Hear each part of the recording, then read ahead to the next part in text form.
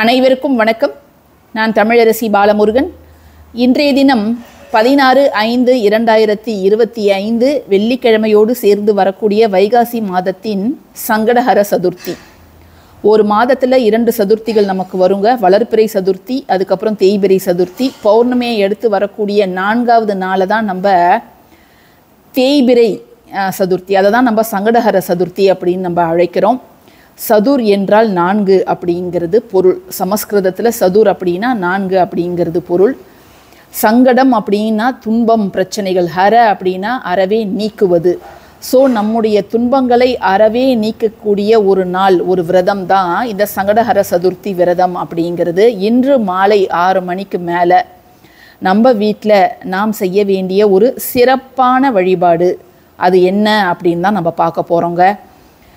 விநாயகர் அப்படின்னா நம்ம அவரை பற்றி நிறைய நம்மளுடைய சேனல் பதிவுகளில் நான் சொல்லியிருக்கிறேன். அனைத்து கணங்களுக்கும் அதிபதியாக இருக்கக்கூடியவர். பூத கணங்கள், மனித கணங்கள், 33 தேவர்கள் எல்லாருக்குமே முழுமுதற் கடவுள் யாருன்னு கேட்டோம்னா கணபதி தான். கணபதியை வணங்காமல் எந்த ஒரு விஷயத்தையும் யாருமே ஆரம்பிக்க மாட்டாங்க.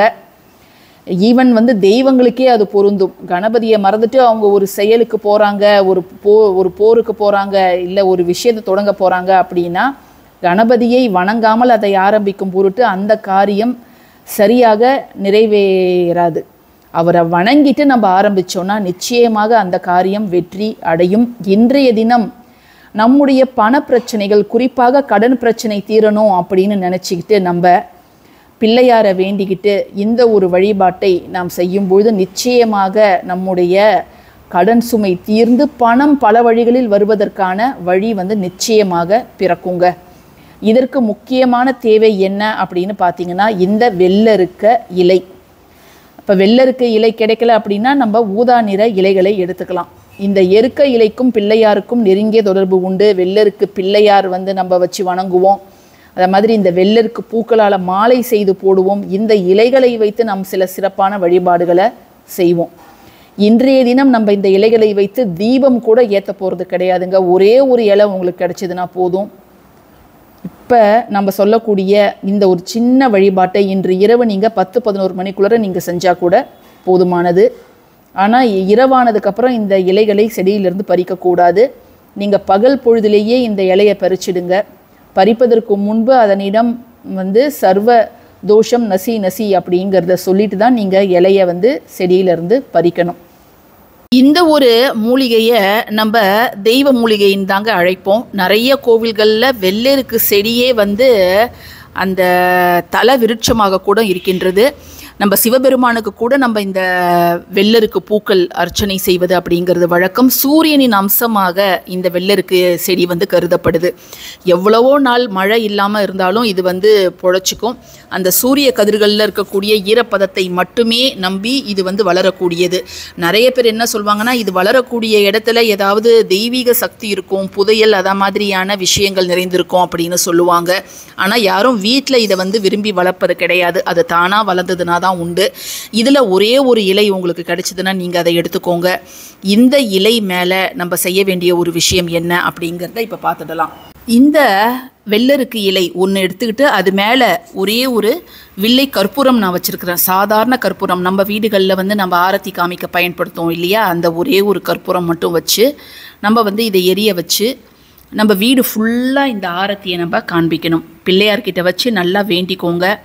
எங்கள் வீட்டில் இருக்கக்கூடிய அனைத்து விதமான தடைகளும் நீங்கணும் அப்படிங்கிறத வேண்டிக்கிட்டு இதை எரிய வச்சதுக்கப்புறம் அந்த நெருப்பு எரிஞ்சிட்ருக்கும்போது உங்கள் வீடு அது சின்னதோ பெருசோ கீழே மேலே எப்படி இருந்தாலும் எல்லா இடத்தையும் கவர் பண்ணுற மாதிரி ஒரு கற்பூரமோ அல்லது 2-3 கற்பூரம் உங்களுக்கு தேவைப்பட்டதுனாலும் நீங்கள் வச்சுக்கலாம். இப்படி நம்ம இந்த வெள்ளருக்கு இலை மேலே இந்த கற்பூரத்தை வச்சு எரிக்கும் பொழுது எல்லா நெகட்டிவிட்டியும் நம்ம வீட்டிலேருந்து போயிடும். அனைத்து விதமான தோஷங்களும் நீங்கும் அப்படின்னு சொல்லப்படுது.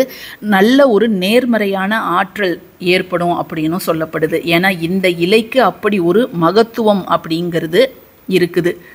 நீங்கள் ரத சப்தமி குளியல் முறையெல்லாம் கேள்விப்பட்டிருப்போம்.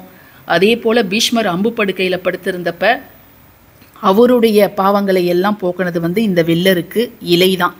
அவருடைய உயிர் தான் நினைத்த நேரத்தில் போகும் அப்படின்னு அவருக்கு வரம் இருந்தால் கூட அவர் ரொம்ப நாள் அந்த அம்பு படுக்கையிலே படுத்துட்டு ரொம்ப கஷ்டப்பட்டார். அதுக்கப்புறம் கடைசியாக இந்த வெள்ளருக்கு இலைகளை அவர் மேலே வைத்ததுக்கப்புறம் தான் அவருடைய உயிர் பிரிஞ்சுது. அத்தகைய மகத்துவம் நிறைந்த இந்த வெள்ளருக்கு இலை இன்றைக்கி உங்களுக்கு கிடைச்சதுன்னா யாருமே தயவு செஞ்சு விட்டுடாதீங்க. இந்த இலையை எடுத்துகிட்டு சுத்தம் பண்ணி இதை மாதிரி ஒரு தட்டிலையோ அல்லது நீங்கள் சாம்பிராணி போடக்கூடிய பாத்திரம் ஏதாவது பழைய பாத்திரம் இருந்துச்சுன்னா நீங்கள் அதுலேயோ வைத்து, ஆனால் நீங்கள் இதை செய்யும் பொழுது சுத்தபத்தமாக இருந்து செய்யணும். அதை மட்டும் நீங்கள் ஞாபகம் வச்சுக்கோங்க. இரவு ஒரு இடத்துல வச்சிடலாம், மறுநாள் காலையில் இந்த இலையை தூக்கி கால்படாத இடத்துல நீங்கள் போட்டுடலாம். அப்படி நீங்கள் செய்வது அப்படிங்கிறது ரொம்ப ரொம்ப நல்லது. நீங்கள் இரவு தூங்க போகிறதுக்கு முன்னாடி எந்த நேரமாக இருந்தாலும் பரவாயில்ல, குறிப்பிட்ட நேரம்லாம் இல்லை 11 மணிக்கு செய்யணும் இல்லை 10 மணிக்கு செய்யணும் அப்படின்லாம் கிடையாது. நீங்கள் பகல் நேரத்திலே இலையை மட்டும் பறித்து வச்சுடுங்க. இரவு நீங்கள் தூங்க போகிறதுக்கு முன்பு இதை செஞ்சுட்டு மட்டும் நீங்கள் தூங்க போங்கங்க.